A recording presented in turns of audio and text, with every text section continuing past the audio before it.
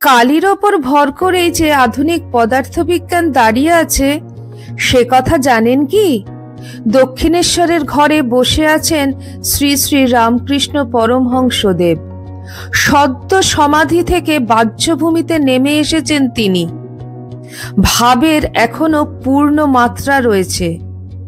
সেই অবস্থায় মাস্টারমশাই মহেন্দ্রনাথ গুপ্ত জানতে চাইলেন, আজ্ঞে কালী এই রূপটি হলো কেন? শ্রীরামকৃষ্ণদেব উত্তর দিলেন, সে দূরে আছে বলে, কাছে যাও দেখবে কোনো রং নেই। সেটা 1884 সাল। দক্ষিণেশ্বরের কালী মন্দিরের পূজারী শ্রী শ্রী রামকৃষ্ণদেব আর আয়ারল্যান্ডের পদার্থবিজ্ঞানী লর্ড কেলভিন দুজনেই ঠিক একই সময়ে কৃষ্ণবর্ণার এক আশ্চর্য ব্যাখ্যা নিয়ে এসেছিলেন।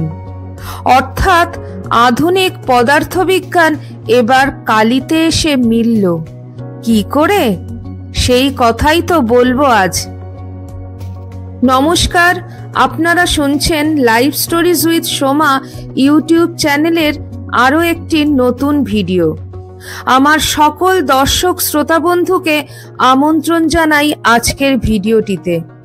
যারা আমার চ্যানেলের নতুন দর্শক তাদের অনুরোধ করব চ্যানেলটিকে সাবস্ক্রাইব করে পাশে থাকার।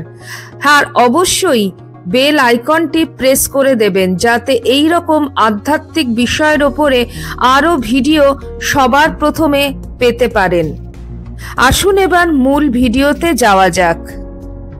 শ্রী শ্রী রামকৃষ্ণ পরমহংসদেব যখন বলছেন যে সৃষ্টির সামান্য ধুলোকণা থেকে আকাশ ছোঁয়া পাহাড় কিংবা তুচ্ছ পিঁপড়ে থেকে বিরাট মানুষ, সর্বত্র সেই মহাশক্তি রয়েছেন।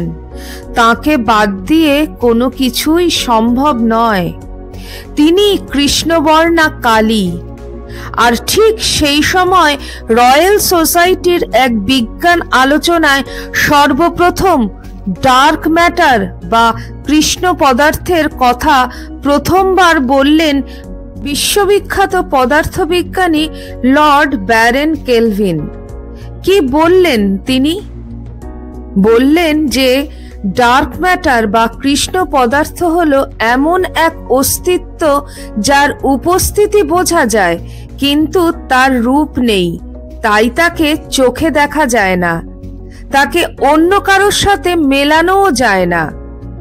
পদার্থবিজ্ঞানের এতদিনকার চেনা শক্তিকণা নিউট্রন প্রোটনদের থেকেও সে একেবারে আলাদা। এমনকি আলোর সঙ্গেও তার কোনো সম্পর্ক নেই, তাই তাকে দেখা যায় না।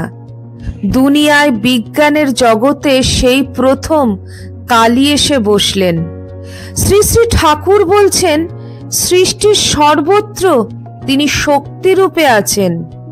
আর বিজ্ঞানী কেলভিন বলছেন সৃষ্টির অন্তত 95% জুড়ে রয়েছে এই ডার্ক ম্যাটার বা কৃষ্ণ পদার্থ। সৃষ্টির প্রধান উপাদান আসলে এটাই।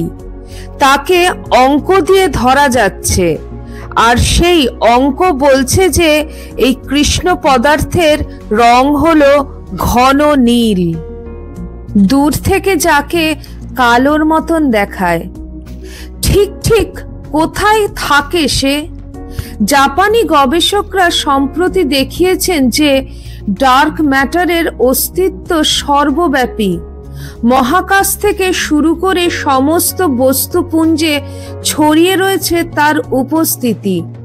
বস্তু জগতের আকার এবং শক্তি সবকিছুর মূলে প্রধানত তার ভূমিকা রয়েছে।